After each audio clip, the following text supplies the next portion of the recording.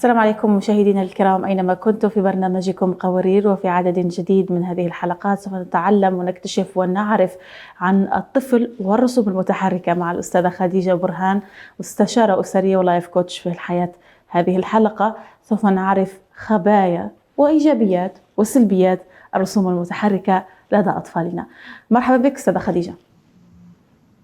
أهلا وسهلا فيك أستاذة نور، حياك الله أنت ومستمعينك الأكارم في برنامجك المتميز قوارير. بارك الله فيك أستاذة خديجة. أستاذة خديجة، في البداية ما هي إيجابيات الرسوم المتحركة لدى الأطفال ومشاهدتها؟ طيب، عندما نتحدث نحن عن الرسوم المتحركة هناك إيجابيات وسلبيات. الرسوم المتحركة تغرس يعني اهتمامات جديدة لدى الطفل أو تكوين عاداته أو قيمه وتكسبه خبرات ومعارف خاصة به في هذا العمر، وخاصة أنها رسوم متحركة فيها كثير من الألوان التي تجذب الطفل وتجذبه إلى عالم الأشياء الكرتونية أو غير مفهومة بالنسبة له. فهذه الرسوم يمكننا أن ننقل من خلالها الحكايات التي تساعد الطفل على فهم بعض الأمور أو طبيعة العلاقات الاجتماعية، وتساعدنا أيضا على إكسابه المهارات والخبرات البسيطة مثل النظافة الشخصية، آداب الحديث، آداب المرور، التعاون مع الآخرين، لأن هذه الرسوم أساسا هي تلفت نظر الطفل، ونحن نحتاج لفت نظره والمحافظة على تركيزه عند نقل مهارة أو تعليمه أمر معين. فهي من الأساليب التي تساعد على غرس طريقة التفكير يعني أو توجيه الاهتمامات في اتجاه معين جدا. فطبعا لها إيجابيات كثيرة جدا، خاصة إذا كانت تناقش القيم الإسلامية أو القيم العربية التي نريد أن نغرسها في نفوس أبنائنا الصغار، أو تعليمهم بعض القيم الاجتماعية التي نريد أن ننقلها إليهم بأسلوب الصغار أو الأسلوب الطفولي الذي يحبونه والذي لا نستطيع نحن ككبار أن نمارسه طوال الوقت. جميل جدا. بما أنه يوجد هناك إيجابيات مثل ما أخبرتنا عديدة وكثيرة، أكيد هناك سلبيات. ما هي هذه السلبيات لمشاهدة الرسوم المتحركة لدى الأطفال؟ أساساً الرسوم المتحركة عندما نشأت هي نشأت في بيئات غربية لنقل الأفكار الغربية ومفاهيم وقيم تلك المجتمعات، لكن تم تحويرها عندما نقلناها إلى بلادنا العربية بحيث أن تخدم هذه الأهداف. لذلك سلبيات هذه الرسوم، أول سلبية أن هذه غريبة الصنع والهوية على عقول أطفالنا، كما قلنا أنها صممت لغير أطفالنا بعقلية غير عقليتنا وثقافة غير ثقافتنا، مما يجعل تعلم الأطفال بعض العادات والأخلاق يعني بعيدة عن قيمنا وعاداتنا وتقاليدنا، أو لا تتماشى مع عقيدتنا الإسلامية. أيضا بعض الأفلام الرسوم المتحركة تنقل اللي هي ماذا نقول عنها، أفلاما تحث الطفل على العنف والإجرام، فتجعله يعني يميل إلى العدوانية في تصرفاته، أو تنقل له الكثير من الأفلام الخيالية أيضا التي تجعله يعيش وقت طويل جدا في عالم الخيال الذي لا ينزل منه إلى الواقع. أيضا من السلبيات أن هذه الرسوم تجعل الطفل متلقي فقط وليس مكتشف. معنى متلقي أنه كل ما يعرض عليه يتلقاه ويتشبعه عقله ويبدأ يطبقه، لكنه لا يناقشه ولا يحاول اكتشافه، فتحده من مسألة الإبداع لأنه لا يشارك فيها ولا يكتسب مهارات في هذه السن مثلا بحاجة لها كالقراءة والكتابة واكتساب المهارات والتعبير عن نفسه. فهنا إذن يقلل هذا السلوك من درجة تفاعل الطفل مع الواقع، فيصبح منشغلا بهذه الرسوم والعيش في داخل عالمها. فهذه من أعظم السلبيات. طبعا هذه السلبية تحدث عندما يقضي الطفل وقت طويل جدا من أول النهار إلى آخره بعيدا عن الواقع، بعيدا عن الحياة الطبيعية، بعيدا عن الحياة الاجتماعية التي يجب أن يوضع فيها ويتواجد من خلالها. صحيح. وهناك الكثير من الكرتون أو الرسوم المتحركة التي هي صدرت للمجتمع الإسلامي من المجتمعات الغربية، تبث قيم وتبث أخلاق وتبث أفكار تعتبر إن صح التعبير مدمرة للمجتمع الإسلامي وسامة. هناك أشياء لم نكن أصلا في أعمارنا ونحن أطفال نتصورها إلا حينما كبرنا، مثلا الشذوذ. الآن هو صار موجود في الكرتون في الرسوم المتحركة بكثرة، حيث أن الطفل يرى ذلك ويتلقاه، وحتى أنه صار يتقبل هذا الشيء وممكن أنه يؤثر على سلوكه في المستقبل. رأيك في ذلك أيضا أستاذة خديجة؟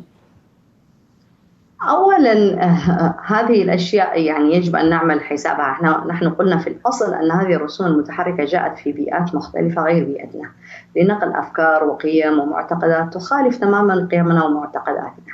معنى ذلك أنه عندما نقلناها إلى الداخل كنا في البدايات نحرص على جعلها تتماشى مع قيمنا وعقيدتنا وهويتنا الإسلامية.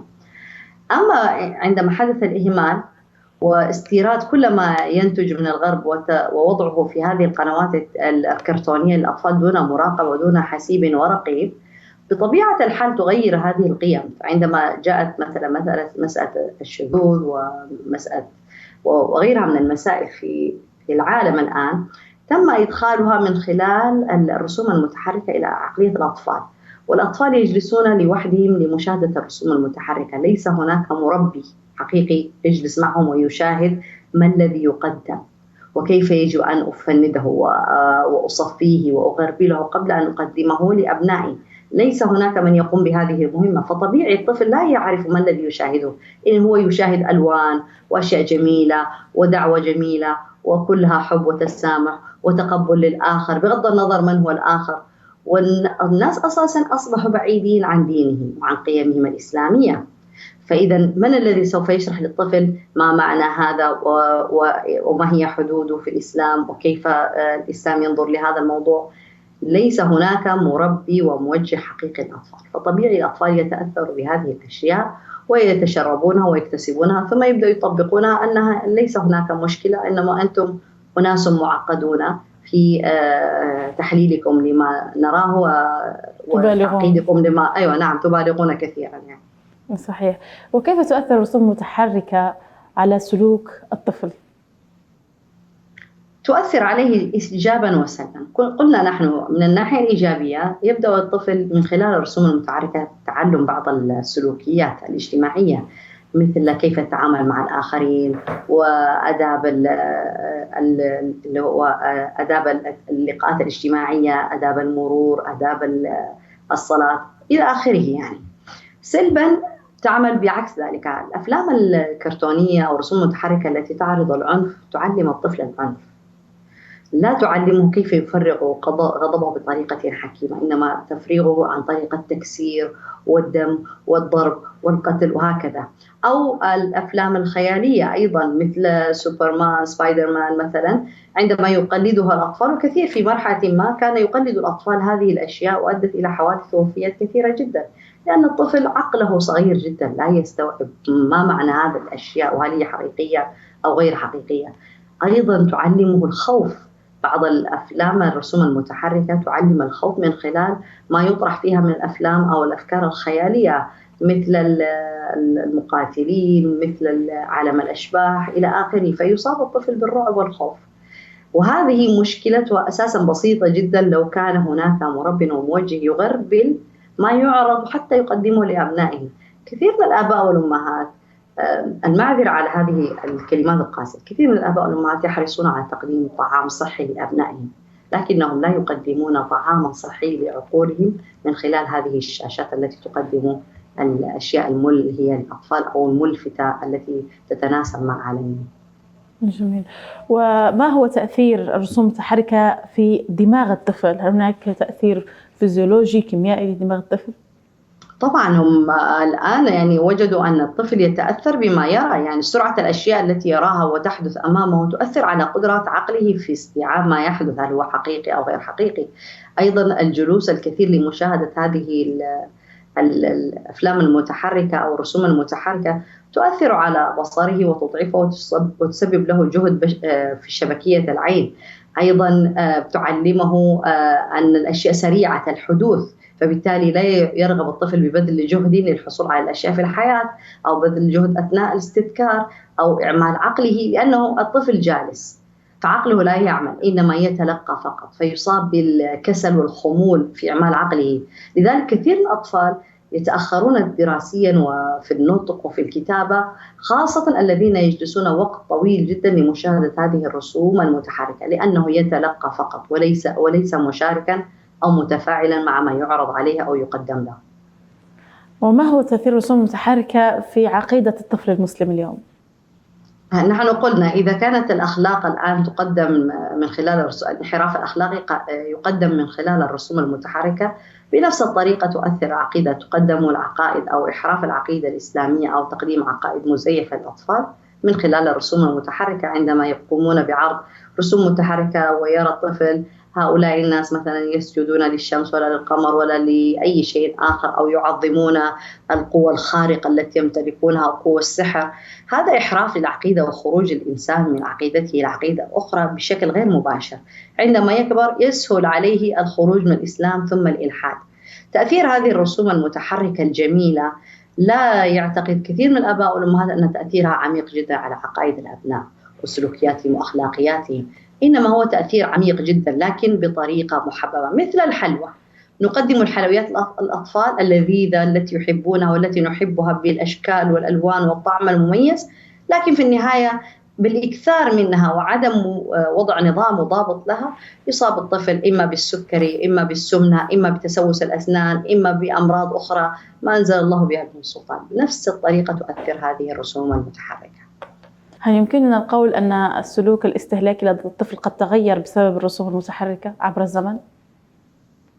طبيعي طبعا تغير كثيرا. الكثير من الأطفال الآن عندما يشترون الألعاب مثلا كانوا في السابق يقبلون بأي لعبة، الآن يريدون الألعاب التي تقدم من خلال الرسوم المتحركة ويتنافسون على الحصول عليها. الكثير من الأطفال الآن يريدون الملابس التي تقدم من خلال الرسوم المتحركة، يريدون أن يشبهوا البطل الفلاني والممثل الفلاني بهذه الكيفية. جميل. وهل يمكن أن نقول أيضا أن التحصيل الدراسي قد تأثر أو يؤثر على الطفل خلال الرسوم المتحركة؟ نعم يتأثر كثيرا. قلنا أنه إذا جلس وقتا طويلا لمشاهدة الرسوم المتحركة يؤدي ذلك إلى إصابة الطفل بالخمول والكسل عن ملاحقة دراسته وعن إدراك ما يقوم به من الواجبات الدراسية، فيتأخر دراسيا، فيصاب بالكسل والخمول وعدم القدرة على إعمال العقل وعدم الرغبة على تشغيل العقل وبذل الجهد، فيتأثر أيضا دراسيا. شكرا لك أستاذة خديجة على هذه المعلومات. سوف نذهب فاصل ونعود. مشاهدينا الكرام ابقوا معنا.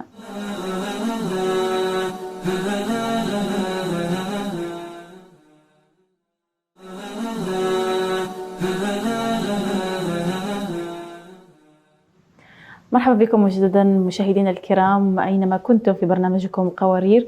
في هذا العدد نتحدث عن الطفل والرسوم المتحركة مع الأستاذة خديجة برهان، مستشارة أسرية ولايف كوتش في الحياة. مرحبا بك مجددا أستاذة خديجة. أهلا وسهلا فيك أستاذة نورة. أستاذة خديجة، تحدثنا كثيرا عن إيجابيات وسلبيات قبل الفاصل، والآن سوف نذهب وننتقل إلى فكرة موضوع أنه التلفزيون سابقا كان ينقل لنا رسوم متحركة، اليوم صارت في الهواتف وصارت في أيادي الأطفال منذ عمر سنة إلى سنتين، وهو يشاهد عبر اليوتيوب الكرتون. ما مدى تأثير هذه النقلة من خلال شاشات التلفزيون الكبيرة إلى الشاشات الصغيرة وأصبح يمسكونها طوال الوقت؟ هذه الشاشات الصغيرة والتلفزيون في البداية هي عملية تفويض لتربية أبنائنا، فعندما يقضي الطفل مع هذه الأجهزة وقت طويل جدا فنحن نفوض هذه الأجهزة بتوجيه الطفل وتربيته وتغيير مفاهيمه وقناعاته في الحياة، فإذا هي تؤثر عليه. وهذا ملاحظ تأثير الأجهزة على أبنائنا، أصبحت تؤثر على سلوكياتهم، طريقة تفكيرهم، وعلى واقعهم الاجتماعي وعلى دراستهم وعلى حياتهم وعلى أفكارهم وعلى معتقداتهم.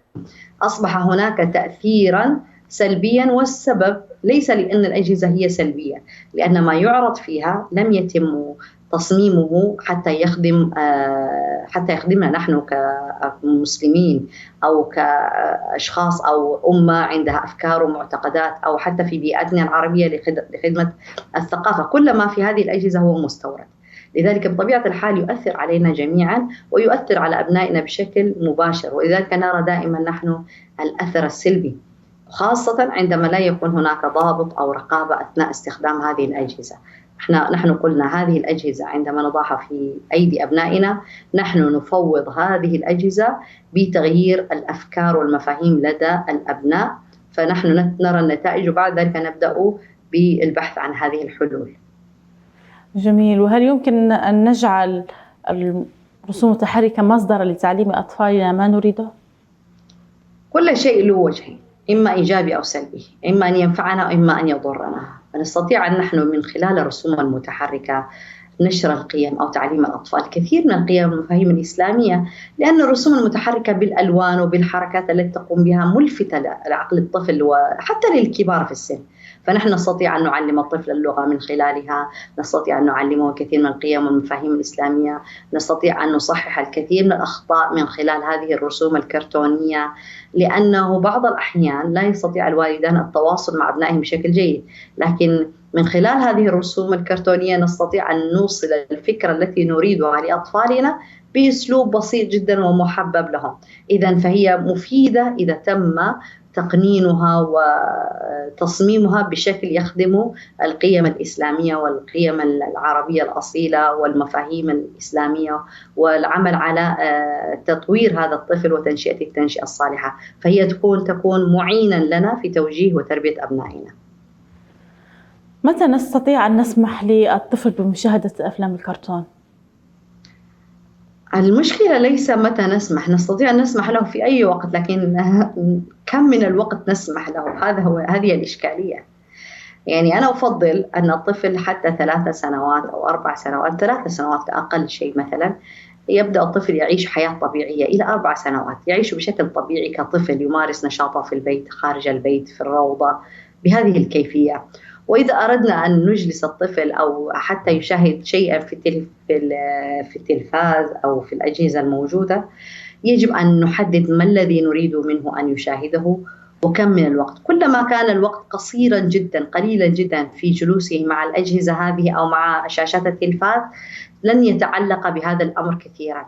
كلما طال الوقت سوف يتعلق به ويبتعد كثيرا عن الحياة الاجتماعية، لأن الهدف أساسا إشراك الطفل في الحياة الاجتماعية وجعله طفل طبيعي يمارس أنشطة، يجري ويلعب ويقفز هنا ويقفز هناك، ثم تنكسر الأشياء بسبب حركاته الكثيرة، ثم تعليمه القيم، ثم خلق علاقة رابطة مع الطفل من خلال الاصطدام معه بشكل إيجابي أو سلبي. بهذه الكيفية نحن نريد طفل طبيعي.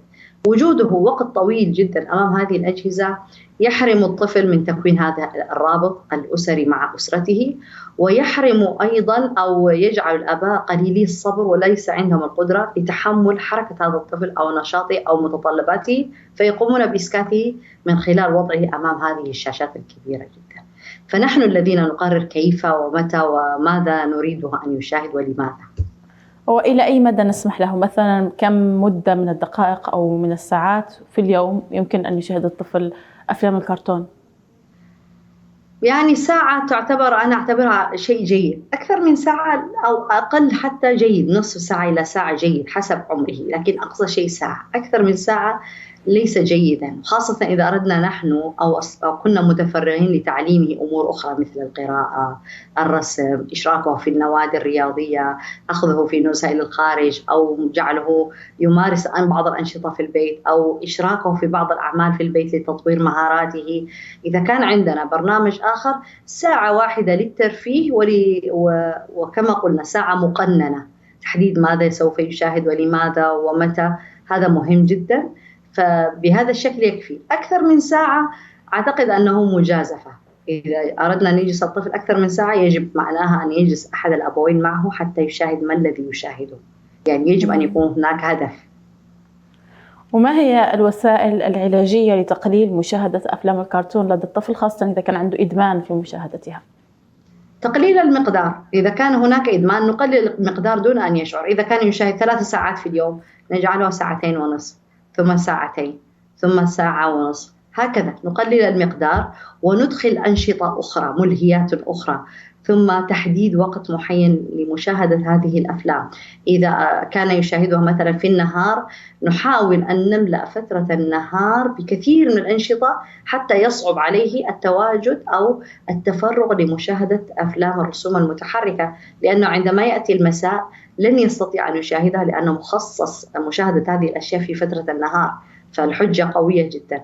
فمرة على مرة نستطيع أن نجعل الطفل يبتعد. أيضا وضع أنشطة بديلة، يجب أن يكون هناك أنشطة بديلة. أفلام الرسوم المتحركة تجعل الطفل كسولا لا يتحرك. إيجاد أنشطة حركية مهم جدا، لأن الطفل عنده طاقة هائلة جدا. بوجوده أمام الشاشات هو يتحرك بذهنه فقط لكن جسده لا يتحرك. إذا نحتاج نحن أن نحرك جسده، فعندما يأتي وقت المساء سوف يكون منهكا، سوف ينام، لن يكون عنده القدرة على مشاهدة أي شيء أو تمييز أي شيء. أيضا وضع بعض البرامج الكرتونية البديلة التي هي مفيدة أكثر. بهذه الطريقة نستطيع أن نعمل حمية لمشاهدة الرسوم المتحركة، لكن بالتدريج. التغيير لا يأتي دفعة واحدة، هو أدمن بالتساهل. إذا نحن لا نستطيع أن ننزع كل شيء دفعة واحدة ونطالبه بتحمل هذا القرار أو نتيجة هذا القرار، إنما نحن نبدل أو نغير الأحوال بالتدريج، ونوجد البدائل دائما التي تسعد هذا الطفل وتحوله من جهة إلى جهة أخرى. جميل. وإذا كان الطفل لا ينصاع لأوامر والديه ويغضب ويعمل مشاكل في البيت حينما يتم إغلاق الكرتون، كيف نتصرف معه؟ يجب أن نتساءل من هو القائد، هل هو الطفل أم نحن المربين الذين نقود هذه العملية التربوية؟ ردة الفعل طبيعية لهذا الطفل لأنه ترك وقت طويل جدا دون ضابط لسلوكه ودون إفهامه أو إعلامه أنني أنا كأم أو أنا كأب المربي ولي الرأي الأول والأخير. عندما نريد الآن نستعيد مكانتنا يجب أن ندرك نحن أولا أننا نحن من نقود عملية التربية والتوجيه لهذا الطفل. إذا أدركنا نحن ذلك سوف يشعر الطفل أنه الآن أمام قوة والده ووالدته ولا يستطيع مجابهتهم. ردة الفعل الطبيعية هي تجاهل ردة فعل الطفل مرة تلو أخرى سوف يجعله يهدأ ويبحث عن سبل أخرى للوصول لحل وسط حتى يحقق ما يريد. إذا وصل لهذه المرحلة معناها نحن الآن وصلنا إلى نقطة نستطيع أن نتولى فيها عملية إدارة هذا الطفل وإدارة غضبه وإدارة رغبته أو تعلقه بهذه الرسوم المتحركة، ووضع نظام نتفق عليه جميعا والسير فيه. هذا الشيء مهم. أما عندما يغضب الطفل نحن نحبط أو نعطي ردة فعل عنيفة، هذا ليس صحيح، هذه ليست من سلوكيات المربي الناجح. رسالتك في الأخير للأمهات التي تشاهدنا الآن عبر شاشة قناة أو فضائية السلام الفضائية في برنامج قوارير. رسالتي للأمهات أن يكن أكثر صبرا مع أبنائهن، وأن لا يعطوا التفويض لهذه الأجهزة وأجهزة التلفاز والرسوم المتحركة في تربية وتوجيه أطفالهم، وأنهن مسؤولات أمام الله سبحانه وتعالى. اقضي وقت طويل مع ابنك أو ابنتك، يكبرون بسرعة. اقضي وقت نوعي مستهدف لتحقيق قيمة معينة، هدف معين. اجعلي لك خطة تسيرين عليها مع ابنك وابنتك في تربيتهم في هذه الحياة، واجعلي لهذه الخطة أوقات محددة لتطبيقها وتنفيذها حتى تري النتائج. أما هذا الإهمال والتوجه الأمهات والآباء إلى الأجهزة وترك الأبناء مع الأجهزة الأخرى ثم توقع نتائج إيجابية، هذا مستحيل. يجب أن نقوم بأدوارنا كما كنا أمهاتنا يقومن بأدوارهم معنا في تربيتنا. كنا متفرغات، فتفرغي تربية أبنائك حتى تحصلي على النتيجة التي ترغبين بإذن الله. شكرا لك أستاذة خديجة برهان، لايف كوتش ومستشارة أسرية، على هذه المعلومات الكثيرة. صحيح مفيدة جدا صراحة. إن شاء الله يا رب نكون قد كنا عند حسن ظنكم مشاهداتنا الكرام. نلتقي وإياكم في عدد جديد من برنامج قوارير. السلام عليكم.